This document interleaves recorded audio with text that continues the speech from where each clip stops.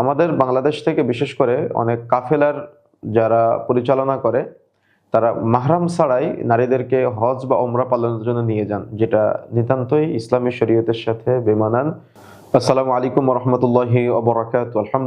আলহামদুলিল্লাহি হামদাশ শাকিরিন ওয়াসসালাতু ওয়াসসালামু আলা রাসূলিল কারীম, আম্মা বা'দ। আলহামদুলিল্লাহ, প্রশংসা আল্লাহ সুবহানাহু ওয়া তাআলার দরবারে। দরুদ ও সালাম বর্ষিত হোক রাসূলুল্লাহ সাল্লাল্লাহু আলাইহি ওয়াসাল্লামের উপর, সাল্লাল্লাহু আলাইহি ওয়াসাল্লাম।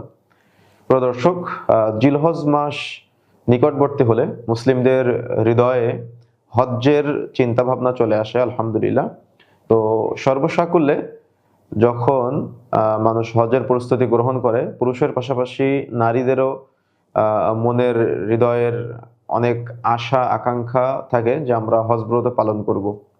তো সেই সূত্রপাত থেকে যখন হজ ফরজ হয়ে যায় নারী এবং পুরুষের, তো হজ করতে যেতে হবে, ফরজ ইবাদত। কিন্তু নারীদের ক্ষেত্রে একটা শর্ত আছে, সেটা হলো যে মাহরাম আবশ্যক। আমাদের বাংলাদেশ থেকে বিশেষ করে অনেক কাফেলার যারা পরিচালনা করে, তারা মাহরাম ছাড়াই নারীদেরকে হজ বা ওমরা পালনের জন্য নিয়ে যান, যেটা নিতান্তই ইসলামী শরীয়তের সাথে বেমানান, ইসলামী শরীয়তে জায়েজ নেই।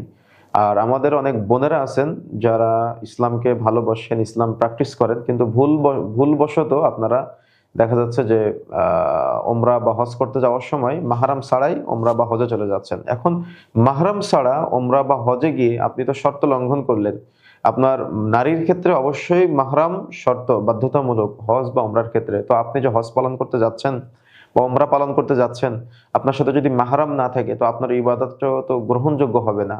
আপনি তো শর্ত পূরণ করতে পারলেন না। সেজন্য অবশ্যই আমাদের বোনদেরকে মনে রাখতে হবে, শুধু হজ বা ওমরার ক্ষেত্রে না, বাড়ির বাইরে যাওয়ার সময়, বাবার বাড়ি যাওয়ার সময়, যেকোনো প্রয়োজনে, আপনি যখন রাস্তাঘাটে যাবেন, বাজারে, শপিং মলে যাবেন, স্কুল, কলেজ, মাদ্রাসা, ভার্সিটি যেখানে যাবেন না কেন, সেখানে অবশ্যই মাহরামটা বাধ্যতামূলক। আপনি একটা বিষয় মানতে পারেন না, সেটা আপনার ব্যক্তিত্বের দুর্বলতা, তবে আপনি হাদিসের বিরোধিতা করবেন না।